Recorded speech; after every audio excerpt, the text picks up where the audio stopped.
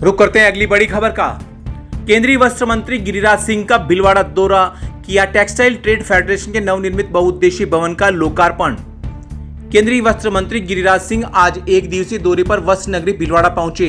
इस दौरान textile trade federation के बहुउद्देशीय भवन का मौली बंधन खोलकर शिला पट्टिका से पर्दा हटाकर लोकार्पण किया।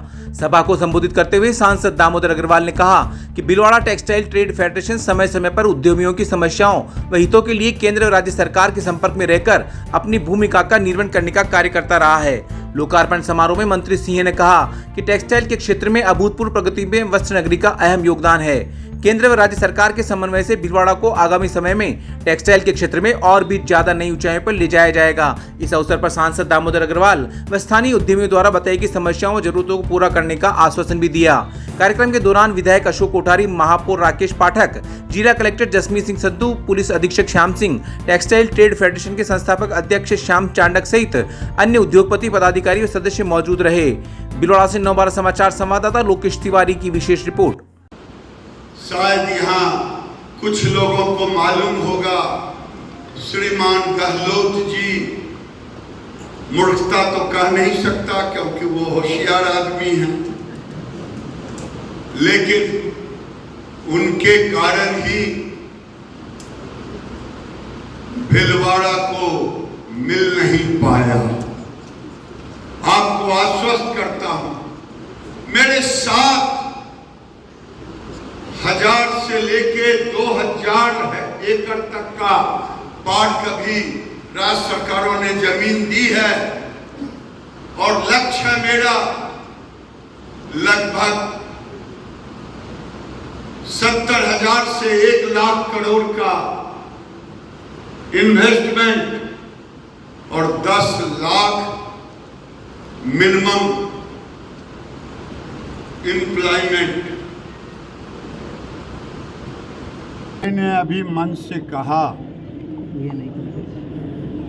कि पूर्ववर्ती सरकार, गहलोत की सरकार के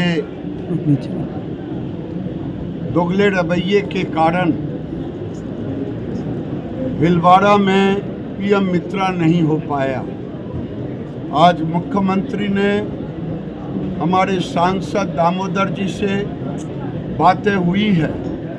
अभी मुझे 7 भीलवाड़ा सहित जो मिला था पार्क, लेकिन यहाँ नहीं लेने के बाद भिन्न भिन्न राज्यों में, जिससे इस साल के अंत तक उसको जमीन पर उतारने के बाद जरूर हम आशान्वित हैं।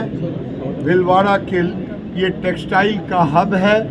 अगर 30,000 करोड़ से 60,000 करोड़ 2030 तक दोगुना ले जाना है तो राज्य और केंद्र मिलकर के भीलवाड़ा को हम यहाँ हर तरह से इकोसिस्टम को खड़ा करना ही होगा। ये सब जो लोग वक्फ बोर्ड में को लेकर के संशोधन पर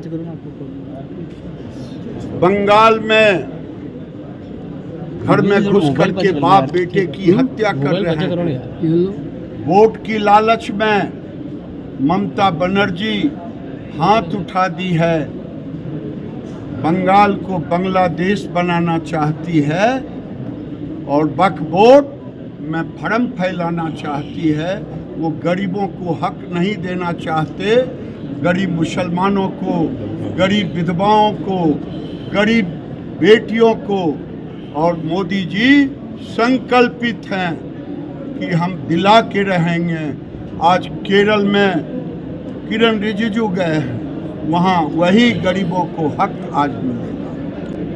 जब ममता बनर्जी की साजिश खत्म होगी तब तो कोई विदेशी आएगा। ये सारी साजिश ममता बनर्जी की।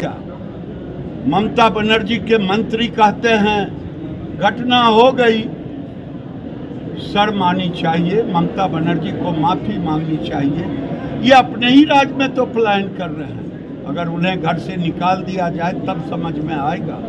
ममता बनर्जी वोट की लालच में हिंदुओं को पलायन करने पर मजबूर कर रहे हैं। प्रशांत किशोर हमारे साथ कभी नहीं थे, वो मैनेजमेंट में थे, वो नीतीश कुमार के मैनेजमेंट में भी थे और बिहार में एनडीए की सरकार बनेगी, 200% बनेगी।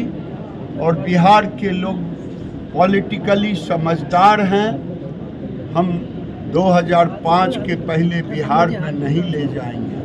अब बिहार को हम बंगाल नहीं बनने देंगे, क्योंकि तेजस्वी यादव कहते हैं मैं आऊँगा तो वक्फ बिल का संशोधन कर दूंगा, लागू नहीं होने दूंगा। तो मैं भी कहता हूँ न राधा को 9 मन घी होइए न राधा नाचिए। मुंगेरी लाल के हसीन सपने देखें, बिहार के लोग बिहार को बंगाल नहीं बनने। भीलवाड़ा एक बहुत बड़ा उद्योग का समूह है, जो पिछली सरकार ने गलतियां की है, अब उसका खामियाजा भीलवाड़ा भोग रहा है।